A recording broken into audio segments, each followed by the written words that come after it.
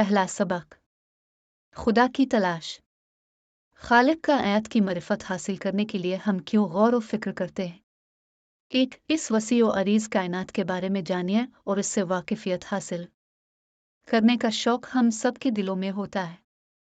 अलकीना हम सब जानना चाहते हैं कि दिलफरेब सितारों से भरा ये बुलंद व बाला आसमान, दिलकश मनाजिर से भरी पड़ी ये वसी ज़मीन, ये रंग बरंगी मखलूक़ात, खूबसूरत परिंदे, अनवा व अक़साम की मछलियाँ, दरियात, पहाड़, प्यारे प्यारे फूल, कलियाँ और आसमान की तरफ बढ़े हुए मुख्तलिफ दरख्त, क्या ये सब खुद ब खुद वजूद में आ गए हैं?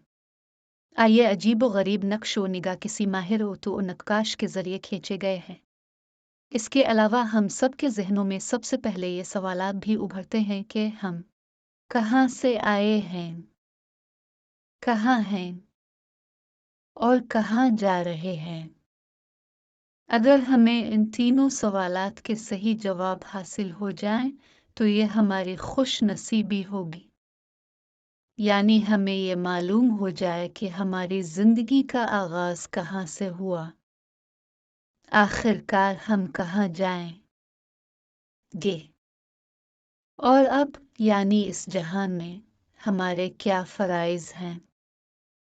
हमारी रूह का जज्बा तजस हमें कहता है कि इन सवालात के जवाब तलाश किए बगैर चैन व आराम से नहीं बैठना। मिसाल के तौर पर अगर कार के किसी हादसे में कोई शख्स जख्मी और बेहोश हो जाए और इसे इलाज व मुआवजा के लिए हस्पताल ले जाया जाऊंगा, तो जब भी इसकी तबीयत कुछ बेहतर होगी और इसे होश आएगा, तो इसका सबसे पहला सवाल अपने अर्द गिर्द मौजूद लोगों से यही होगा कि ये कौन सी जगह है, मुझे यहाँ क्यों लाया गया है और मैं यहाँ से कब वापस जाऊंगा।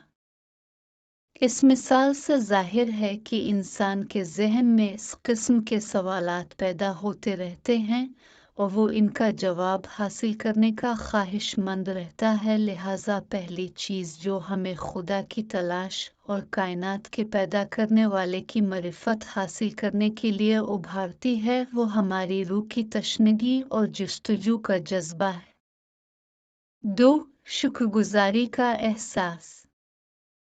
फर्ज कीजिए आपको एक दावत में मदऊ किया जाता है और आपकी पजीराई के लिए शानदार एहतमाम किया जाता है, लेकिन चूंकि आपको आपके बड़े भाई के तवस्सुत से मदऊ किया गया है, लिहाजा आप मेज़बान से वाकिफ नहीं हैं। इस शान और दिल पजीर महफिल में आने के बाद यकीनन आपकी अवलीन ख्वाहिश यही होगी कि आप अपने मेज़बान से वाकिफियत हासिल करें ताकि इसका शुक्रिया अदा कर सकें।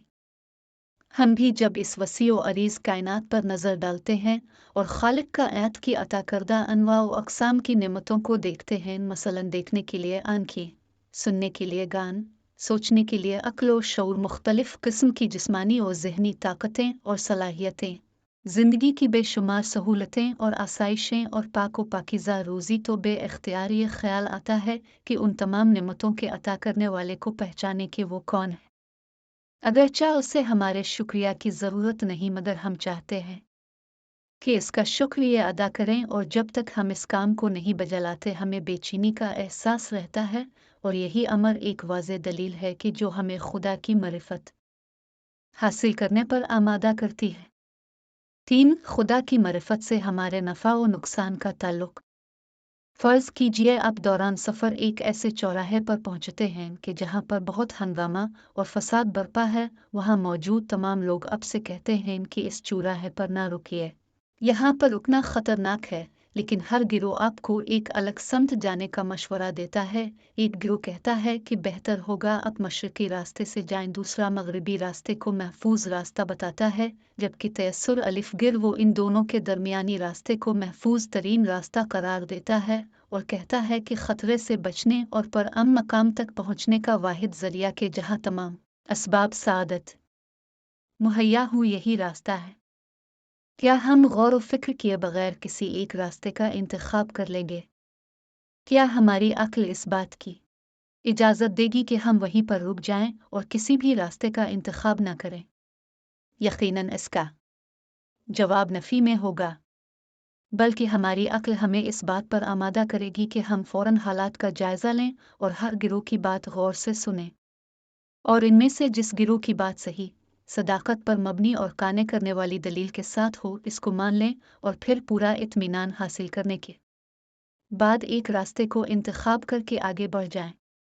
इस दुनियावी जिंदगी में भी हमें ऐसे ही हालात का सामना करना पड़ता है। मुख्तलिफ मज़ाहिब और मकातब फ़िक्र हमें अपनी तरफ दावत देते हैं, लेकिन चूँकि हमारा मुस्तकबिल, हमारी नेकबख्ती और बदबख्ती और हमारी तरक्की और हमारी पस्ती का दारोमदार बेहतरीन और सरा के इंतखाब करने पर है, लिहाजा हमारे लिए ज़रूरी है कि हम इसके बारे में गौर व फ़िक्र से काम लें और एक ऐसी राह का इंतखाब करें जो हमारी तरक्की और तकम्मुल का बाइस हो, और ऐसी राह से इज्तिनाब करें जो हमारे लिए बदबख्ती और तनज़्ज़ुली का सबब बन रही हो। ये अमर भी एक बेहतरीन दलील है जो हमें इस कायनात के खालिक के बारे में गौर व फिक्र करने की दावत देती है। खुदावंद मुताल कुरान मजीद में फरमाता है, فيشر عباد الذين يستمعون القول فيتبعون أحسنه सूरा ज़ुमर 18। बस मेरे बंदों को बशारत दे दो, ये वो लोग हैं जो बातों को गौर से सुनते हैं और उनमें से सबसे अच्छी बात की पैरवी करते हैं। सोचिए और जवाब दीजिए। एक, अब तक अपने खुदा की मरिफत के बारे में जो कुछ अपने वालिदैन से सुना है, क्या इसके अलावा कभी अपने खुद भी इस मौजू पर संजीदगी से गौर किया है? 2, क्या आप बता सकते हैं कि खुदा की तलाश और खुदा की मरिफत में क्या फ़र्क है? 3, क्या आपने खुदा से राज व नियाज के वक्त एक ख़ास किस्म का कैफ और रूहानी 14 लज्जत महसूस की है?